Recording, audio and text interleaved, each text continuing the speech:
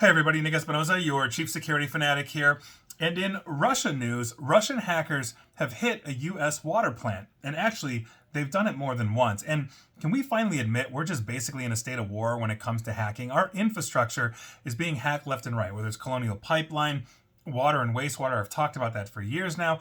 This is a huge issue. Now, this latest one comes essentially, at a time where we obviously have a precarious relationship with Russia as a result of Ukraine and everything else that's going on in the world. But the publication of the Record had a pretty good write-up on what's going on right now. And so let's dive in, because a threat actor known as the Cyber Army of Russia posted a video on a Telegram channel over the weekend showing how the attackers allegedly interacted with the systems at the Tipton wastewater treatment plant, obviously in Tipton, Indiana. Now, the group hasn't published any other details about the attack, but Indiana officials told CNN that the plant indeed was the victim of a cyber attack this past Friday evening, quote, prompting plant managers to send maintenance personnel to investigate the suspicious activity.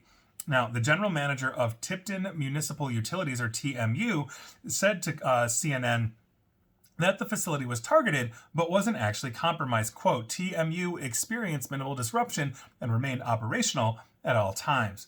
Now, the enterprise operates 4 separate utilities to serve the city of Tipton and surrounding areas, and they serve electric power, water, and wastewater collection and treatment as well. And so obviously hitting them in a centralized manner could seriously disrupt the area of Tipton, Indiana. Now, the investigation into the recent incident is still ongoing, and so we don't know much about how they got in, et cetera, but obviously a report will be coming soon. Now, the Cyber Army of Russia announced its purported operation against TMU a few days after the Google-owned security firm Mandiant released a report claiming that a group linked to another Russian state-sponsored actor known as Sandworm was responsible for an attack on a water facility in Texas back in January.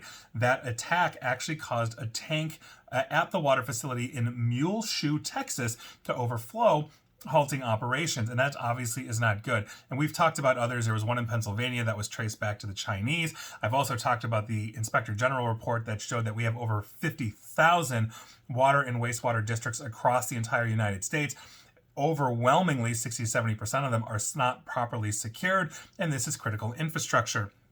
Baltimore, Florida, a few years ago, somebody tried to introduce lye into the water system, and if they hadn't caught that by accident almost immediately and reversed that, you could have potentially seen the poisoning of 15,000 humans, not to mention every animal that drinks from that water supply. So this is a huge issue, but it really underscores, one, the need that we need to spend on critical infrastructure. And infrastructure spending is not sexy to the government, but it is absolutely needed because everybody's hacking everybody right now. But also understand, if things start to escalate across the world, where we are launching straight out cyber attacks or actual attacks against, let's say, an adversary like Russia, along with NATO, their response is going to be to start shutting these systems down, is to start causing geographical wide areas. And remember, the Russians were able to shut down a nuclear power plant and kill a phone system for about 250,000 Ukrainians back in 2015 as a dry run test of their capabilities. So make no mistake, if we start seeing this, it's going to have severe economic outages, or severe outages, which will cause panics and severe economic problems for the United States. This is a huge issue. So I can't ring this bell fast enough. We need to make sure we're securing everything.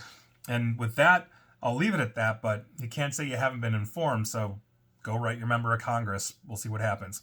And please like, share, follow me here on Facebook and Twitter at NickAESP. And please feel free to subscribe to me at YouTube as well. And as always, stay safe, stay online, and please attempt to stay private. Thanks, everybody.